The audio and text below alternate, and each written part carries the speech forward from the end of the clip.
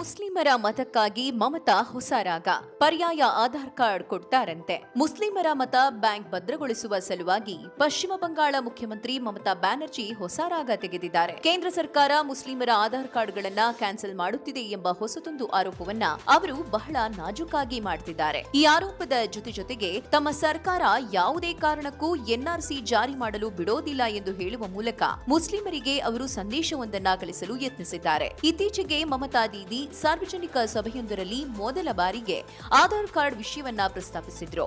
ಕೇಂದ್ರ ಸರ್ಕಾರ ಪಶ್ಚಿಮ ಬಂಗಾಳದ ಎಸ್ಸಿ ಎಸ್ಟಿ ಹಾಗೂ ಮುಸ್ಲಿಮರ ಆಧಾರ್ ಕಾರ್ಡ್ಗಳನ್ನ ಕ್ಯಾನ್ಸಲ್ ಮಾಡುತ್ತಿದೆ ಎಂಬ ಗಂಭೀರ ಆರೋಪ ಮಾಡಿದ್ರು. ಇದು ಎನ್ಆರ್ಸಿಯನ್ನು ಜಾರಿಗೆ ತರಲು ಕೇಂದ್ರ ಸರ್ಕಾರ ನಡೆಸಿರುವ ಹುನ್ನಾರದ ಭಾಗ ಎಂಬ ಆರೋಪವನ್ನೂ ಅವರು ಮಾಡಿದ್ರು.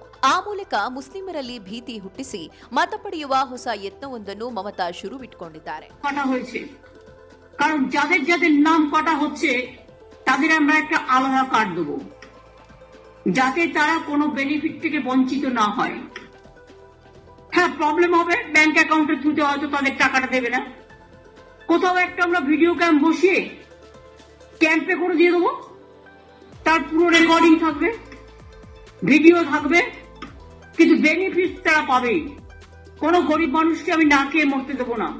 ಇಲ್ಲಿ ಕೇವಲ ಮುಸ್ಲಿಮರ ಹೆಸರೇಳದೆ ಎಸ್ಸಿ, ಎಸ್ಟಿ ಹಾಗೂ ಬುಡಕಟ್ಟು ಜನಗಳ ಹೆಸರನ್ನು ಪ್ರಸ್ತಾಪಿಸುವ ಮೂಲಕ ರಾಜಕೀಯ ಚಾಣಾಕ್ಷತೆ ಮೆರೆಯಲು ಹರಸಾಹಸ ಪಡೆದಿದ್ದಾರೆ.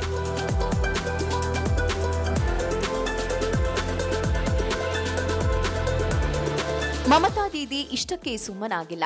ಕೇಂದ್ರ ಸರ್ಕಾರ ಬಡವರು, ದೀನದಲಿತರು ಮತ್ತು ಮುಸ್ಲಿಮರ ಆಧಾರ್ ಕಾರ್ಡ್ಗಳನ್ನು ಕ್ಯಾನ್ಸಲ್ ಮಾಡುವ ಮೂಲಕ ತಮ್ಮ ಸರ್ಕಾರದ ಯಾವ ಯೋಜನೆಯ ಲಾಭವೂ ಅವರಿಗೆ ಸಿಗದಂತೆ ಮಾಡುತ್ತಿದೆ. ಇದಕ್ಕೆ ನಾನು ಅವಕಾಶ ಕೊಡೋದಿಲ್ಲ. ಇವರಿಗೆಲ್ಲ ರಾಜ್ಯ ಸರ್ಕಾರವೇ ಪ್ರತ್ಯೇಕ ಆಧಾರ್ ಕಾರ್ಡ್ ನೀಡಲಿದೆ ಎಂದು ಘೋಷಿಸಿದ್ದಾರೆ.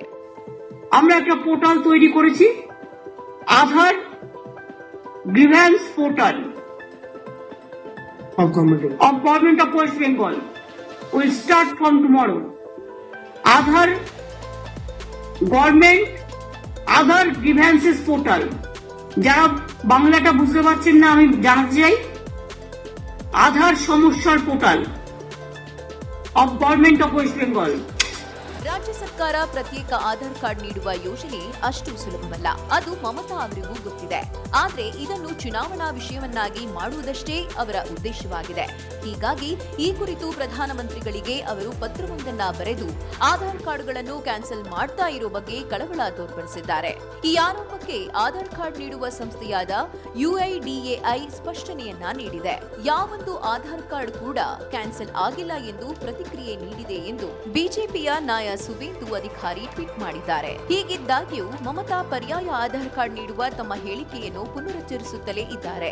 ಪ್ರತಿ ಬಾರಿ ಈ ಹೇಳಿಕೆ ನೀಡುವಾಗಲೂ ಅವರು ಎನ್ಆರ್ಸಿ ಜಾರಿ ಮಾಡಲು ಬಿಡುವುದಿಲ್ಲ ಎಂದು ಹೇಳುವ ಮೂಲಕ ಮುಸ್ಲಿಮರ ಮತ ಬ್ಯಾಂಕ್ ಭದ್ರಪಡಿಸಿಕೊಳ್ಳುವ ಯತ್ನದಲ್ಲಿದ್ದಾರೆ ಎಂಬುದು ರಾಜಕೀಯ ಪಂಡಿತರ ಅಭಿಪ್ರಾಯವಾಗಿದೆ.